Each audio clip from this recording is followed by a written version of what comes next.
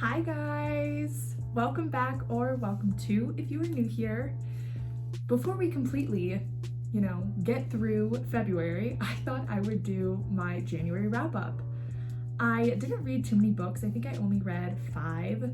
And honestly, we are not off to a great start.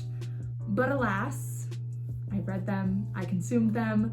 Here are my thoughts in one sentence or less. The first one I read is one that I had started reading in December over the holidays and just didn't get around to finishing until I think the 2nd or 3rd of January, and that is We Met in December.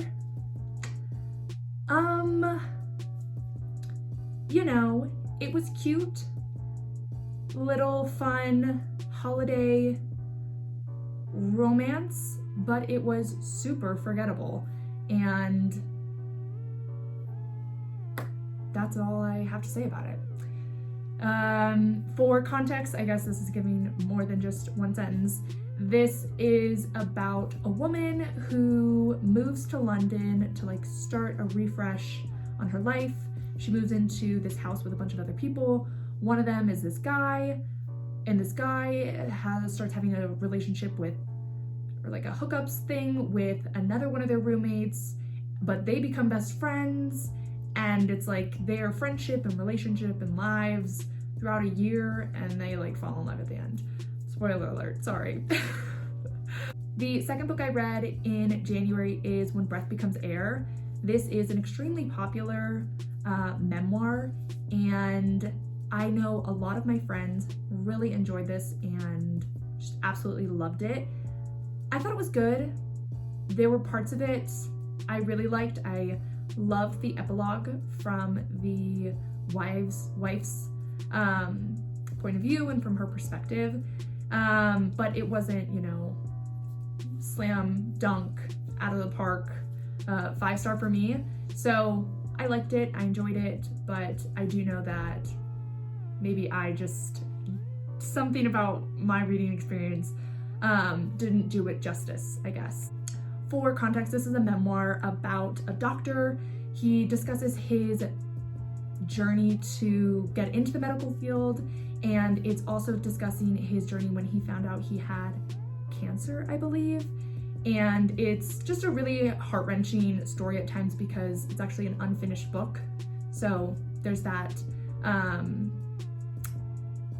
element to it, and the wife actually writes the epilogue and talks a little bit about her husband and his life and what he meant and things like that. The third book I read is Carrie Soto is Back. Taylor Jenkins Reid has done it again. This book was phenomenal. I loved it. I thought that I listened to it as an audiobook, and it was like a movie. It was so amazing. This is a book about tennis phenom. I think it was written about or took inspiration from Serena Williams, and it's about her retiring.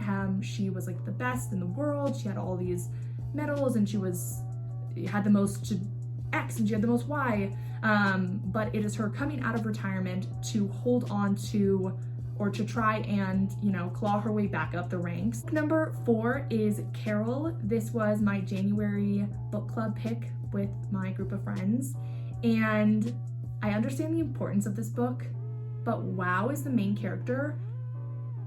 Oh my gosh, that's all I took away was how annoying she was.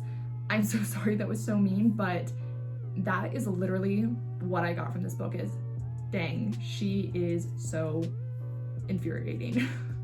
This story follows a young girl who is moved to the city, and she meets an older woman who's going through a divorce. It's their story of how they meet and become friends, and they end up falling in love. It's about their relationship. They go on this pretty incredible cross-country trip, and on top of all of that, on top of all this romance, it also has sprinkled in there private investigators and spies and secrets. So it's a little bit of a lot of things, just in my opinion, not executed that well for me personally. And the last book that I read this January is The Ocean at the End of the Lane by Neil Gaiman. I am such a big fan of his, and this book did not disappoint. It was so fantastical, and it is exactly what you think of when you imagine a child's imagination.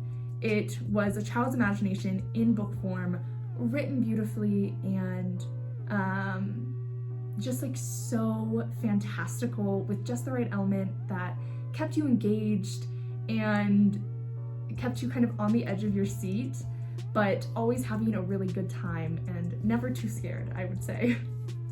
This book is about a young boy and his experience in this fantastical realm with this neighboring family.